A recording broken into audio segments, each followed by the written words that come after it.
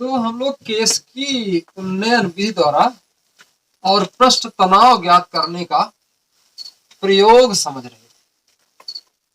उसमें हम लोगों ने एक बर्तन में ये केस नली का चित्र बनाया हुआ था, ऐसा कुछ।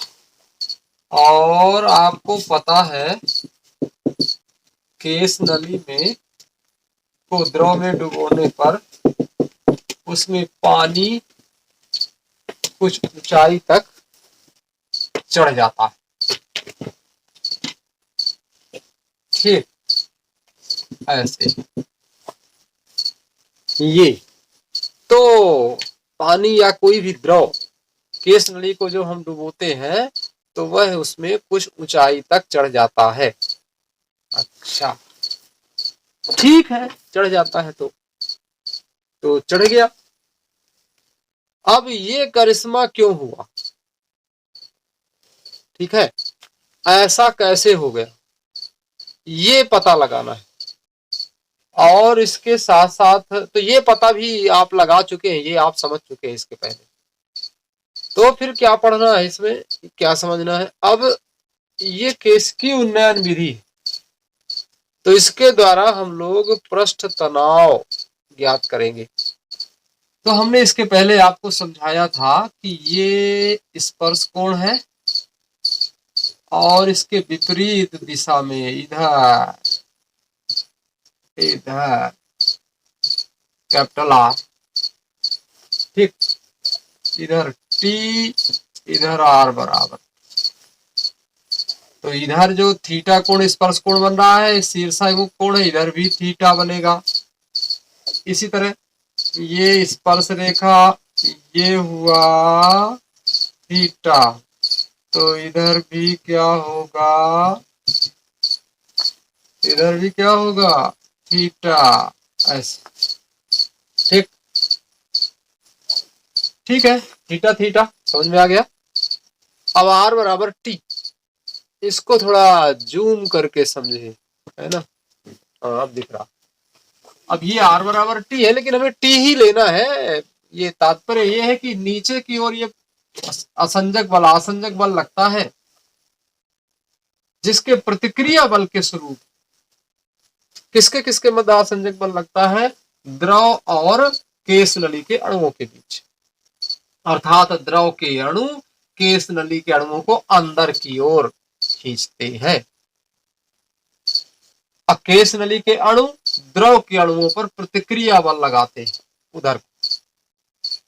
अच्छा, ये बात कहाँ की चल रही है, ठीक है, ये बात चल रही है जैसे गिलास होती है, और गिलास में आप जब पानी भरते हैं तो जब पानी भरते हैं तो यहाँ पे जब आप इधर से देखते हैं तो गिलास में यहाँ पर अंदर की ओर गिलास की सतह में अंदर की ओर ये जो दिखता है, ये कि वो गिलास की सतह को स्पर्श किए हुए है, वहां की बातें चल रही है, ठीक है।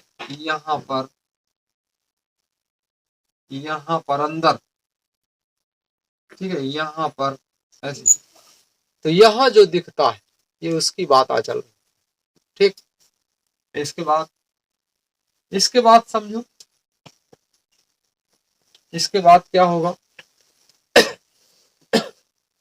तो इसमें क्या है, देखिए कि ये अंदर की ओर पूरी परिधि में, ठीक है, अंदर की ओर क्या लगता है, आसंजक बल, ठीक। इसके प्रतिक्रिया बल के परिणाम स्वरूप बाहर की ओर क्या लगता है, कैपिटल आर। फिर इसके बाद देखिए क्या है कि इसका हमें घटक लेना है, तो ऊपर की ओर घटक क्या होगा, तो टी लेना है, तो टी कास थीटा। इधर की ओर क्या होगा, टी साइन थीटा, ठीक। इसी तरह यहाँ पर ऊपर की ओर क्या होगा, टी कास थीटा, और इधर की ओर क्या होगा, टी साइन थीटा। अब ये आइए ये दोनों क्या है? ये दोनों व्यासाभिमुखी बराबर और विपरीत। व्यासाभिमुखी का मतलब क्या होता है? ये ऐसे, ये और ये, ठीक। तो इसे देखो और इसे देखो, ये व्यासाभिमुखी बोले जाते हैं, ठीक। ये और ये क्या बोले जाते हैं? व्यासाभिमुखी, ठीक। इसी तरह ये और ये क्या बोले जाते हैं? व्यासाभिमुखी। ये और ये क्या बोले जाते हैं? व्यासाभिमुखी। ऐसे ये और ये, ठीक है ना। मतलब व्यासाभिमुखी मतलब जैसे ये तो ये हुआ, ये व्यास के एंड पॉइंट। तो ये जो व्यासाभिमुखी अणु है वहां पे टी साइन थीटा हमने एक बिंदु आमने सामने वालों को देखा है, ठीक। तो ये दोनों बराबर और विपरीत दोनों की दिशाएं, और दोनों की दिशाएं बराबर और विपरीत होने से ये एक दूसरे को निरस्त कर देते हैं। तो ये एक दूसरे को जब निरस्त कर देते हैं तब क्या होता है? कुछ नहीं होता, ये एक दूसरे को निरस्त कर दिए। अब पूरी परिधि में ऊपर की ओर लगता है टी cos थीटा। पूरी परिधि में कहाँ लगता है? ऊपर की ओर। क्या लगता है? T cos theta. तो अभी तो ये दो बिंदुओं में टी cos थीटा हमें दिख रहा है। अब सभी बिंदुओं में टी cos थीटा लगता है ऊपर की ओर, ऐसे ऐसे ऐसे। ये मैंने समझाने के लिए, इसमें आपको ही बनाना है एग्जाम में इसको इसी तरह। तो पूरी परिधि में ऊपर की ओर टी cos थीटा लगता है, अर्थात टी cos थीटा कितने में लगता है? 2πr में टी cos थीटा, ऐसे, ठीक है। तो ये जो टी cos थीटा जो 2πr है, यही है इसका कारण, माने इसी के ऊपर यही उत्तरदायी है। ये जो टी cos थीटा 2πr लगा ना, यही उत्तरदायी है इस पानी को ऊपर खींचने के लिए। माने पानी जितना ऊपर चढ़ा हुआ है, कौन किसने चढ़ाया? T cos theta and 2πr ने। तो टी cos थीटा और 2πr इस इसे मान लीजिए आप h थोड़ी देर के लिए, ठीक। इस h ऊंचाई के बेलन में चढ़े पानी का भार है ये। अच्छा चलिए, ये बल पानी जो h ऊंचाई का स्तंभ है, ठीक है, तो उसमें चढ़े भार के बराबर ये बल होता है। माने आप इसे कह सकते हैं 2πr into T cos theta बराबर h ऊंचाई के जल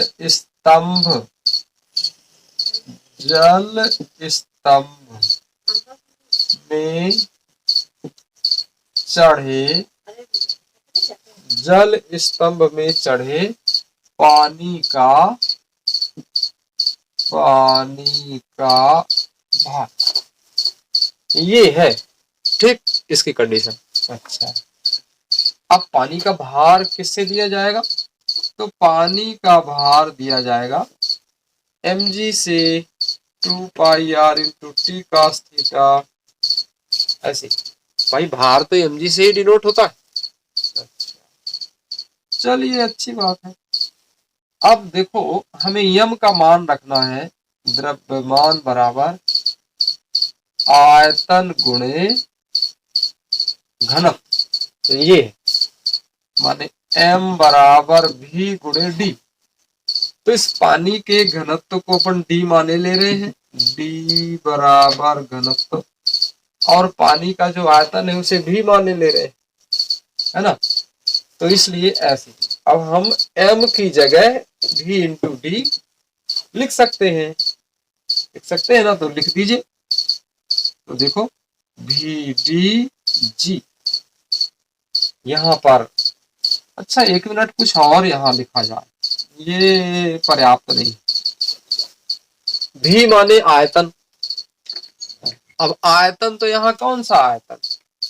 यहाँ h ऊंचाई में चढ़े स्तंभ का आयतन, द्रव स्तंभ का आयतन, है ना। तो h ऊंचाई में चढ़े जो द्रव स्तंभ का आयतन है वो कितना होता है, कितना होना चाहिए, और वो किस आकार का है। ठीक, तो ये किस आकार का है, ये है किस आकार का, ये है भैया उस आकार का, बेलन के आकार का।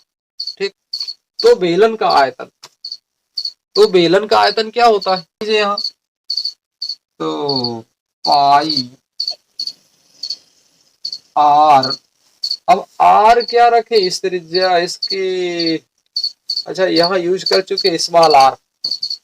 स्मॉल आर क्या है, केस नली की त्रिज्या माना, ठीक है, माना।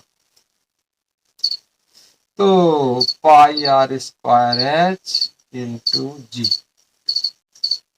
2 pi r t cos theta. ठीक, चलिए अभी कहाँ, अभी कहाँ, यहाँ पर pi r square h, d तो लिखे नहीं, यहाँ डी नहीं लिखे ना, डी भी तो लिखना है, डी या फिर जी, ऐसे आयतन गुणे घनत्व गुणे जी। चलिए ठीक है, तो दोनों ओर से जो कटे उसे काट दीजिए और जो बचे उसे बचा दीजिए। ये आप अपने रफ में कर सकते हैं। वैसे फिलहाल मैं बता देता हूं, एक आर से एक आर कट गया, पाई से पाई कट गया, बाकी क्या कटेगा, कुछ नहीं कटने वाला। इधर से क्या बचेगा, इधर से बचेगा 2 cos थीटा। काहे भाई ऐसा क्यों लिख रहे हैं, अरे हमें टी ज्ञात करना था ना, ये टी, इसीलिए तो लिख रहे हैं। और इधर को होगा आर एच डी जी, बस ये फार्मूला ज्ञात हो गया। ठीक, आर एच डी जी अपान 2 cos थीटा। अब देखो टी का मान ज्यादा होने के लिए, टी का मान ज्यादा हो इसके लिए क्या करना चाहिए, इसके लिए जो हर है, हर का मान कम होना चाहिए। ये फार्मूला बता रहा है, कौन सा, ये, क्यों, क्योंकि जैसे हर का मान यदि ज्यादा होगा तो टी का मान क्या हो जाएगा, कम हो जाएगा। तो हर का मान ज्यादा होगा तो टी का मान कम हो जाएगा। तो टी का मान कम होने के लिए हर का मान ज्यादा होना चाहिए, और टी का मान अधिक होने के लिए हर का मान कम होने, उल्टा। हर में देखो 2 है तो 2 तो बदल नहीं सकते आप, तो फिर क्या बदल सकते हैं, तो बदल सकते हैं cos थीटा। cos थीटा की मैक्सिमम और मिनिमम वैल्यू जब पता होगी तब ये बात समझ में आएगी। यदि शुद्ध पानी है, ठीक, और शुद्ध कांच है, शुद्ध कांच, तो शुद्ध पानी और शुद्ध कांच के लिए जो स्पर्श कोण होता है इसका मान क्या होता है, मान स्पर्श कोण थीटा, तो थीटा का मान 0 डिग्री होता है। और जब आप 0 रखेंगे तो आर एच डी जी बटे 2 ये मिलेगा, ठीक है,